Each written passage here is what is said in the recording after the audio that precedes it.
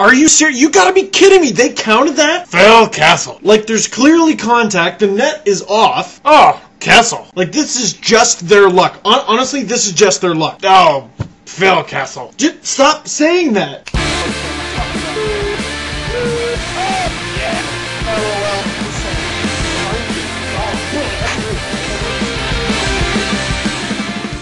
Leafs lose 2-1 to the Tampa Bay Lightning in overtime. I don't know why I bother saying in overtime anymore, because you should just assume. We'll start with the game itself, and then we'll talk about what the game means. First of all, Phil Kessel makes his home debut for the Leafs, makes his Leaf debut period, and looks amazing. Until, boom, he gets run over by Mattias Ohlund. I didn't catch the make of the truck, but the plates were Swedish. Phil Kessel goes to the Leafs training room, and Toronto lets off a collective, oh, shouldn't have had his head down, I guess, but he got right back up, came out shortly after, and was on the Leafs bench. He finished the game with 10 shots. No goals, but Niedermacher stood on his head. Then the game heads to overtime, and Ryan Malone gets in close. In fact, really close, and that's where some of the controversy is coming from. So let that be one of the questions of the game then. Should that goal have counted? Now, there was definitely contact. I'm not 100% sure if it was enough to really call off the goal, but then there's the issue of the net being off. Now, I've seen two angles of this goal, and for either angle, I can't tell where the puck is when the net comes off. But it must have been close, and that goal review call did not take very long. But whether it should or should not have counted, it counted. And that's the Leaf season so far. It's the Tampa Bay Lightning. You desperately need a win. That's a game you gotta win. And they didn't. Be happy about Kessel's debut? Fine. I am too. He got 10 shots. That's crazy. That is circus numbers. But here's a scary number for you. The Tampa Bay Lightning now have 14 points in the standings. The Leafs have 7. Forget the fact that they have to double their point total to even get to where the Lightning are. They're on pace to get 44 points this year. What does that even mean? Yes, they're on a 5-game point streak. However, they're also on a 4-game winless streak. Kind of makes the overtime point rule sound stupid, doesn't it? And a lot of people keep saying, oh, don't hit the panic button, don't hit the panic button.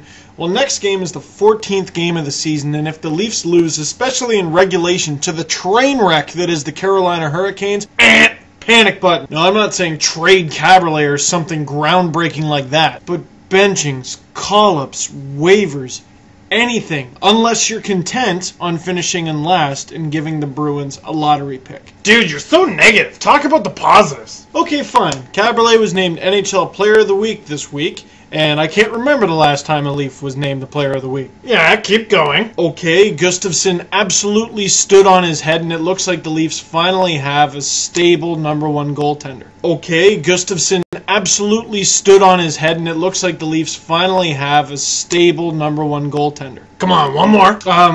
Okay, with the 10 shots he had tonight, Phil Kessel brings something to the Leafs lineup that at least shows a promise of change without too many moves having to be made. There, I knew you could do it. Yeah, dude, they're still in last place. There's good things in place for the Leafs, but I can best describe them this way. For whatever reason, you've trusted your buddy to buy you a nice suit for some formal event you're going to. And he gets you some nice shoes, and you go, oh, those are nice shoes, and they're Thomas Caberlet shoes, and they're really fancy. And he gets you this belt, and it says the Monster on it, and it's a really, really fancy, nice-looking gold-plated belt, and he gets you these pants, these really nice Kessel pants, and you're starting to look sharp. And the last thing he pulls out is the tuxedo t-shirt. Dude, I can't go to the event in this. Most of the Leafs are that t-shirt. Sure, there's some parts to your outfit that are really classy, however, you still look horrible. Sorry I'm being so negative, I guess. You know, they are on a 5-game point streak. Certainly they've played much better since they had that week off, but 1 point is not good enough anymore